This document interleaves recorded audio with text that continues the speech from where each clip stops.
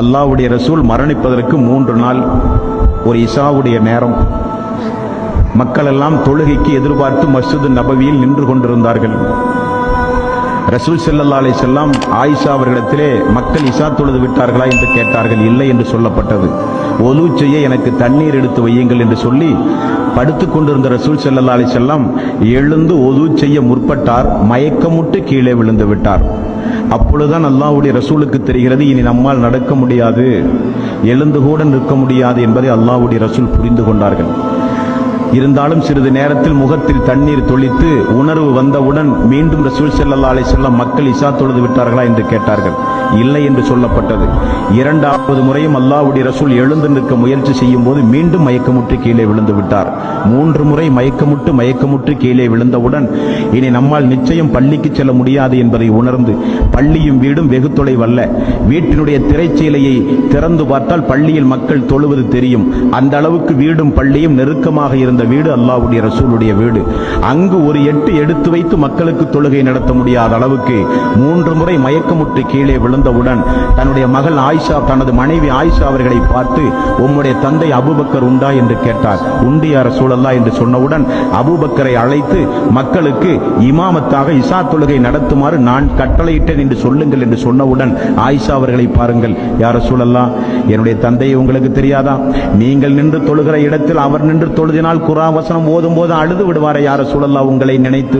ஆகவே உமர் அவர்களை பார்த்து நீங்கள் தொழ வைக்க சொல்லக்கூடாதா யா ரசூலல்லாஹ் என்று சொன்னவுடன் ரசூலுல்லாஹி ஸல்லல்லாஹு அலைஹி வஸல்லம் கண்டிப்பாக அபூபக்கர் தான் தொழ வேண்டும் என்று மிக கட்டளையிட்டார்கள் அல்லாஹ்வுடைய ரசூல். அபூபக்கர் இமாமாக நின்று, அல்லாஹ்வுடைய ரசூல் இனி வரமாட்டார் என்பதை புரிந்து அபூபக்கர் இமாமாக நின்று மக்களுக்கு இஷா தொழுகை நடத்தி கொண்டிருப்பதை ரசூல் ஸல்லல்லாஹு அலைஹி வஸல்லம் கொஞ்சம் உணர்வு விட்டு திரைச்சீலையை அகற்றி பார்த்தார்கள். மக்கள் ஜமாத்தோடு தொழுகிற கண்கொள்ளா காட்சி. உடனே ஃபத்ல் இப்னு அப்பாஸ் அவர்களையும் அலி ரலியல்லாஹு அவர்களையும் அழைத்து 2 நபர்களுடைய தோள்களிலும் கையை போட்டு ரசூல் ஸல்லல்லாஹு அலைஹி வஸல்லம் அவர்கள் தோழருக்கு கட்டளையிட்டார்கள், என்னால் நடக்க முடியாது, பள்ளிக்கு என்னை தூக்கிச் செல்லுங்கள் என்றார்கள். என்னால் நடக்க முடியாது, பள்ளிக்கு என்னை தூக்கிச் செல்லுங்கள் என்றார்கள். காரணம் என்ன? ஜமாத் நடக்கும்போது வீட்டிலே இருக்க எனக்கு மனம் இல்லை என்றார்கள் ரசூல் ஸல்லல்லாஹு அலைஹி வஸல்லம்.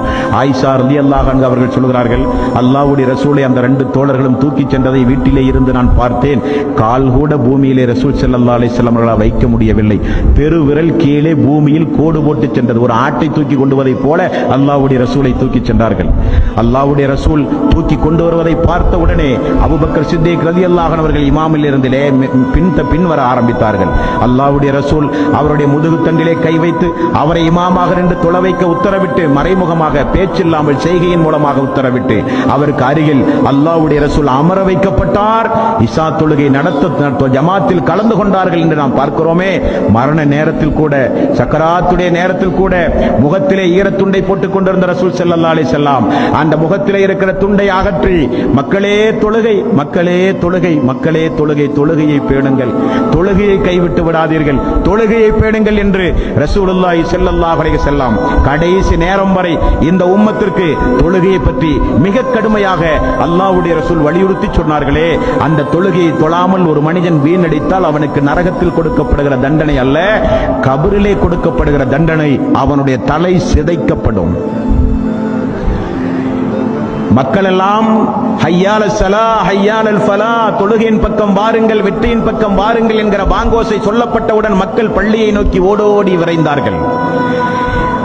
அதிகாலை பொழுது எல்லோரும் சந்தோஷமாக உறங்கும் பொழுது அஸ்ஸலாத்து கைரும் மினன் நௌம், தூக்கத்தை காட்டிலும் தொழுகை சிறந்தது என்று அழைப்பு கொடுத்தவுடன் மழை இருள் என்று கூட பாராமல் மக்கள் பள்ளியை நோக்கி ஓடி வந்தார்கள். நீயோ பகல் இரவு என்று பாராமல் உறங்கியே காலத்தை கழித்தாய் என்று சொல்லி அவனுக்கு கபரிலே தலைகள் சிதறடிக்கப்படுகிற தண்டனை கொடுக்கப்படுகிறது என்று ரசூலுல்லாஹி ஸல்லல்லாஹு அலைஹி வஸல்லம் அவர்கள் கூறினார்கள். அல்லாஹ் 22வது அத்தியாயத்தின் 41வது வசனத்தில் சொல்கிறான், அல்லதீன இம்மக்கன்னாஹும் ஃபில் அர்ல் அகாமுஸ் ஸலாத் வ ஆத்து ஜகாத், அவர்களுக்கு பூமியில் நாம் வாய்ப்பளித்தால் அவர்கள் தொழுகையை நிலைநிறுத்துவார்கள், ஜகாத்தை கொடுப்பார்கள். 29வது அத்தியாயம் 45வது வசனத்தில் அல்லாஹ் சொல்கிறான், உத்லமா ஊஹிய இலைக்க மின் கிதாப் வ அகீமிஸ் ஸலாத் இன்ன ஸலாத்த தன்ஹா அனில் ஃபஹ்ஷாஇ வல் முன்கர். தொழுகை என்பது நிச்சயமாக நீங்கள் கடைபிடிக்க வேண்டிய ஒரு வணக்க வழிபாடு. அது உங்களுக்கு மானக்கேடான காரியத்திலே இருந்து உங்களை காப்பாற்றும் என்று அல்லாஹ் சொல்கிறான். 19வது அத்தியாயம் 59வது வசனம், ஃபஹலஃப மின் பஅதிஹிம் ஹல்ஃபுன் அல்லாஹு ஸலாத் வத்தபஉ ஸஹவாத்தி ஃபஸௌஃப யல்கௌன ஐயா. அவர்களுக்கு பிறகு தொழுகையை வீணடித்த ஒரு கூட்டம் அவர்களுக்கு பிறகு உருவானது. மனோ இச்சையை அவர்கள் பின்பற்றினார்கள், பின்னர் அவர்கள் நஷ்டத்தை தான் அவர்கள் சந்திப்பார்கள் என்றும் அல்லாஹ் திருக்குர்ஆனிலே சொல்கிறான். 75வது அத்தியாயம் 31வது வசனம், சக்கராத்துடைய நேரத்தில் இவர்களுக்கும் ஒரு சில தண்டனைகள் உண்டு. உயிர் பறிக்கப்படும் போது அந்த வேதனை தாங்காமல் அல்லாஹ்விடத்திலே இவர்கள் சொல்லுகிற ஒரு வார்த்தை, ஃபலா சத்தக வலா ஸல்லா, அவன் நம்பவும் இல்லை அவன் தொழவும் இல்லை என்று அல்லாஹ் சொல்கிறான். ஏன் அவனுக்கு சக்கராத்துடைய நேரத்தில் வேதனை? அவன் என்னை சரியாக நம்பவும் இல்லை அவன் தொழவும் இல்லை என்றும் அல்லாஹ் ரப்பல் ஆலமீன் சொல்கிறான். மேலும் அல்லாஹ் 74வது அத்தியாயம் 41வது வசனம் 44 வரை உள்ள வசனம், நரகவாசிகள் சொர்க்கவாசிகள் நரகவாசிகளை பார்த்து கேட்கிறார்கள், அனில் முஜ்ரிமூன் மா சலக்கக்கும் ஃபீ ஸகர், இந்த நரக நெருப்பில் உங்களை நுழைய செய்தது எது மக்களே என்று கேட்கப்படும்.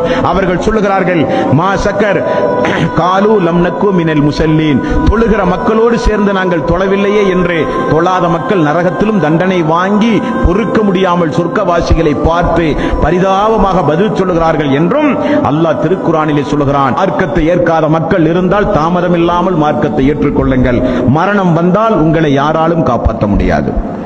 தொழாத மக்கள், தொழுகிற விஷயத்தில் பேணுதல் இல்லாத மக்கள், தொழுகையினுடைய விஷயத்தில் பொடும்போக்காக இருந்த மக்கள், ஃபஜ்ருடைய தொழுகையை வாழ்விலே எண்ணி பார்க்காத மக்கள் எல்லாம் இருந்தால் தொழுகை விஷயத்தில் பேணுதல் இல்லாமல் இருக்காதீர்கள், தொழுகையினுடைய விஷயத்தில் பொடும்போக்காக இருக்காதீர்கள், தொழுகையுடைய விஷயத்தில் கொஞ்சம் விரைந்து வாருங்கள், ஐங்கால தொழுகையை பேணுங்கள், தொழுகையில் தான் கண் குளிர்ச்சி உண்டு என்று ரசூல் ஸல்லல்லாஹு அலைஹி வஸல்லம் அவர்கள் சொன்னார்கள். அந்த தொழுகையை பேணுங்கள், கொடுக்கப்படுகிற தண்டனையிலிருந்து உங்களை நீங்கள் பாதுகாத்துக் கொள்ளுங்கள்.